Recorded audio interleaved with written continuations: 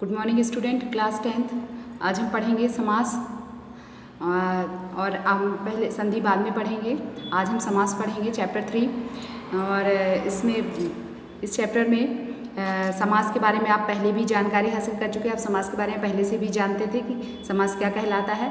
समास किसे कहते हैं? दो पदों के मेल को समास कहते हैं। किसको कहते हैं? दो पदों के मेल को हम समास कहते हैं। जैसे राजपुत्र, देखिए इसमें राज और पुत्र दो पद है ना, तो पहले पद को पूर्व पद और दूसरे पद को उत्तर पद कहा जाता है। तो राजपुत्र, जैसे शोकाकुल, शोक में आकुल है ना, तो अगर हम तो शोक में आकुल, इसमें दो पद हैं, एक शोक है दूसरा कुल है, तो दोनों को दो पद हैं। तो जब दो पदों के मेल को हम क्या कहते हैं? समास कहते हैं। जब दोनों पदों को मिला दिया जाता है तो समास हो जाता है, तो उसे हम समास कहते हैं। राजपुत्र, तो हमने क्या हटाया इसमें? राजा का पुत्र जैसे लिखेंगे इस राजा का पुत्र, राजपुत्र क्या कहलाएगा? राजा का पुत्र। तो का हटा दिया, का क्या था इसमें का हट गया और हमारा क्या बन गया? राजपुत्र बन गया, है ना। तो का कारक था और कारक का लोप हो जाता है, इसीलिए समास में क्या कहते हैं कि समास में कारक का लोप हो जाता है, इसलिए का को हटा दिया जाता है और राजपुत्र बन जाता है ना। तो राजपुत्र, तो इसी तरह जो है हम इसको अगर हम समास विग्रह करने के लिए जब कहा जाता है तो दोनों को समास विग्रह करना मतलब अलग अलग करना, तोड़ना।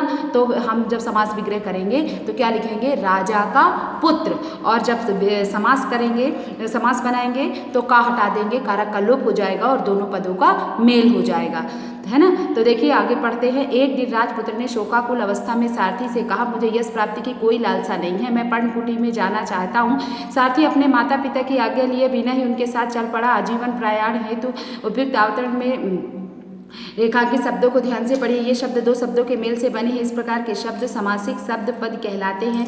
जब इन पदों का विग्रह किया जाता है तो समास विग्रह कहलाता है। राजपुत्र शब्द का विग्रह है राजा का पुत्र, शोकाकुल, शोक में आकुल, यश प्राप्ति, यश की प्राप्ति, पर्णकुटी, पर्ण से बनी कुटी, माता पिता मतलब माता और पिता, आजीवन, जीवन भर के भाव दर्शाने वाले शब्द है। ऐसे शब्द जिनमें कारक की विभक्ति या संयोजक विद्या का लोप हो समास कहलाता है। समास का अर्थ है संक्षेप। इस प्रकार समास दो या दो से अधिक शब्दों को मिलाने की विधि है। तो परिभाषा क्या हुई?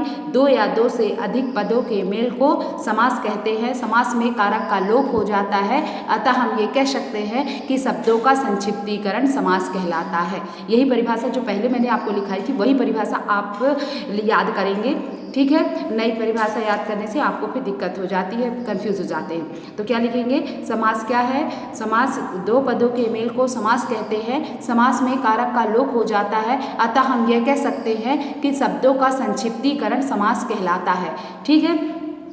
अब समास रचना के कुछ नियम भी होते हैं। समास के लिए कम से कम दो पद होने चाहिए, है ना। बिना दो पदों के समास नहीं हो सकता। पहले पद को पूर्व पद और दूसरे पद को उत्तर पद कहते हैं। समास रचना की प्रक्रिया में शब्दों के बीच की विभक्तियों का लोप हो जाता है। शब्दों के बीच जो विभक्ति होती है जिसे अभी कारक कहते हैं, तो वो विभक्ति का लोप हो जाता है। हम इसे कारक भी कहते हैं और विभक्ति भी कहते हैं। समास होने पर दोनों पद आपस में मिलकर एक संक्षिप्त स्वरूप धारण कर लेते हैं। समास होने पर दोनों पद आपस में मिलकर एक संक्षिप्त स्वरूप धारण कर लेते हैं। समास होने पर यदि संधि करना संभव होता है तो वहाँ नियमानुसार संधि भी हो जाती है। स्पष्ट है कि दो या दो से अधिक शब्दों का अपने विभक्त चिन्हों को छोड़कर आपस में मिलना ही समास है। जैसे भाई बहन, भाई और बहन, भाव विहल, भाव से विहल, है ना। तो समास के नियम भी आपने जाने। समास के दो पद हुए। समास के दो पदों में पहले पद को पूर्व पद और दूसरे पद को उत्तर पद कहा जाता है। समास रचना की प्रक्रिया में शब्दों के बीच की विभक्ति हट जाती है। समास होने पर दोनों पद आपस में मिलकर एक संक्षिप्त स्वरूप धारण कर लेते हैं और समास होने पर यदि संधि करना संभव होता है तो संधि भी कर सकते हैं। तो ठीक है, जैसे भाई बहन, भाई और बहन की योजक चिन्ह यहाँ से हट गया, ठीक है। ये था आपके समास। अब समास के भेद कितने होते हैं? समास के 6 भेद होते हैं। अव्ययी भाव समास, तत्पुरुष समास, कर्मधारय समास, द्विगु समास, द्वंद्व समास और बहुब्रीहि समास, ठीक है। ये 6 प्रकार के समास होते हैं। इनके बारे में अब हम आगे पढ़ेंगे, ठीक है। अव्ययी भाव समास, जिस समास में प्रथम पद अव्यय होता है तथा प्रधान होता है उसे हम अव्ययी भाव समास कहते हैं। यहाँ तक अंडरलाइन कर लीजिए और इसे याद कर लीजिएगा, ठीक है। जिस समास में प्रथम पद अव्यय तथा प्रधान होता है उसे अव्ययी भाव समास कहते हैं। समास होने के पश्चात बना हुआ समस्त पद अव्यय की भांति ही कार्य करता है। जैसे यथाशक्ति, इसका प्रथम पद यथा है। अब अव्यय क्या है? अव्यय वो शब्द कहलाते हैं, अव्यय अभिकारी शब्द होते हैं जिनको रखने पर, लिंग वचन और काल में रखने पर जिन शब्दों में कोई परिवर्तन नहीं आता उन्हें हम क्या कहते हैं? अव्यय कहते हैं। तो ये अव्यय जो है यथा क्या है? अव्यय है, इसलिए ये कौन सा समास हुआ? अव्ययी भाव समास हुआ, है ना। यथा और एक पद ये हुआ शक्ति, तो यथाशक्ति, शक्ति के अनुसार। तो यथा अगर शक्ति के साथ नहीं जुड़ता तो यथा का अपने आप में कोई भी मतलब उसका मतलब नहीं निकलता है। और यथा को अगर लिंग बदलते हैं तो लिंग नहीं बदल सकते, कारक बदलते हैं तो नहीं बदल सकते, वचन बदलते हैं तो नहीं बदल सकते, उसका कोई रूप परिवर्तित नहीं होता है, इसीलिए ये क्या है? अव्यय है, ठीक है। इसलिए ये कौन सा समास हुआ?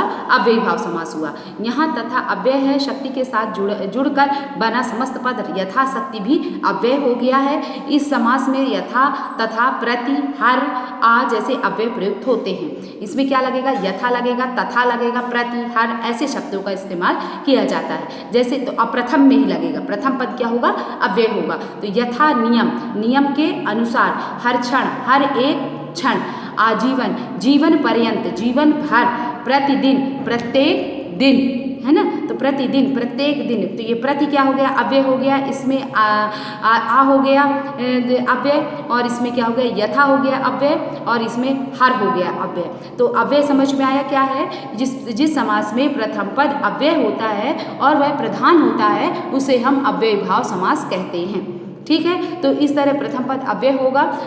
इसके बाद आते हैं हम तत्पुरुष समास में कि तत्पुरुष समास क्या कहलाता है? तत्पुरुष समास में अर्थ की दृष्टि से उत्तर पद प्रधान तथा पूर्व पद गौण होता है।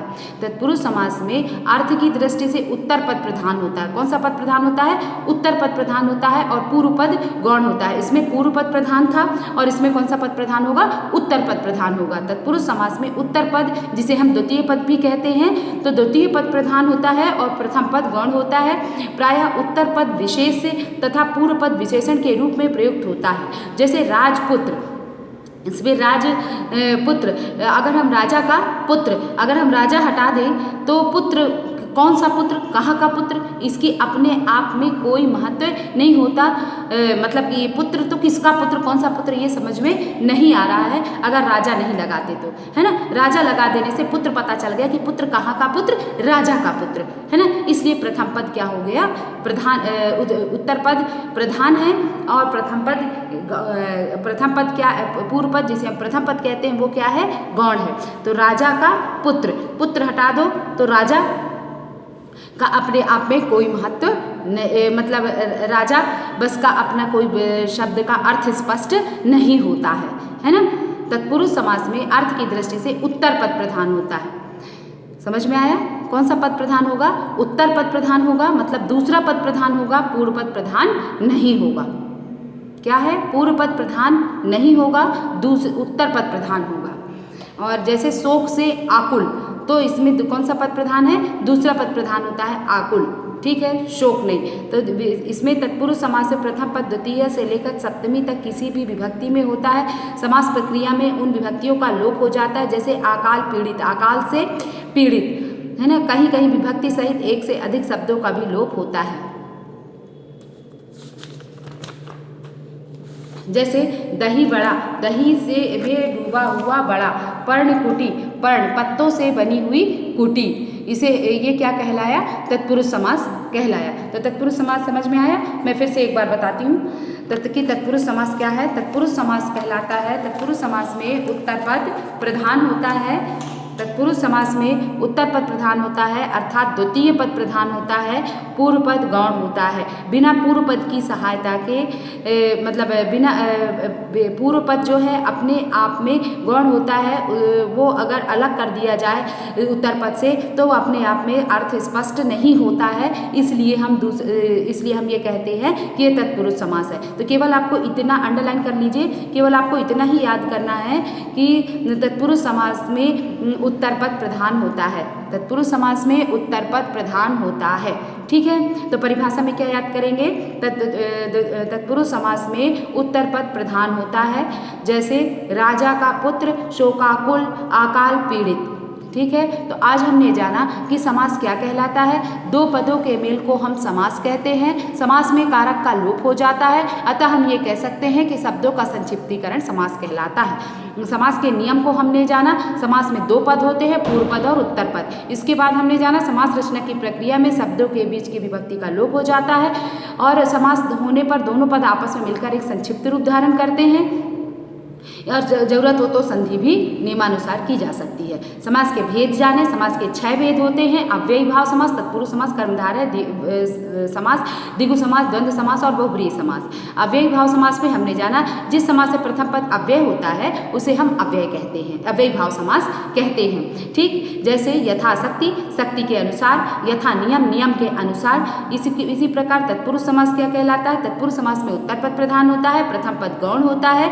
और जैसे राजा का पुत्र शोकाकुल, शोक से आकुल, है ना, ये तत्पुरुष समास कहला गए। अकाल पीड़ित, अकाल से पीड़ित, इसके नियम भी है। कहीं कहीं विभक्ति सहित एक से अधिक शब्दों का भी लोप होता है, एक से अधिक शब्दों का भी लोप हो जाता है। देखिए जैसे दही बड़ा, दही में डूबा हुआ बड़ा, तो ये जो डूबा हुआ है ये लोप है ना, दिखाई नहीं दे। दही बड़ा में कहाँ समझ में आ रहा है कि डूबा था, लेकिन दही बड़ा है मतलब दही में डूबा हुआ बड़ा।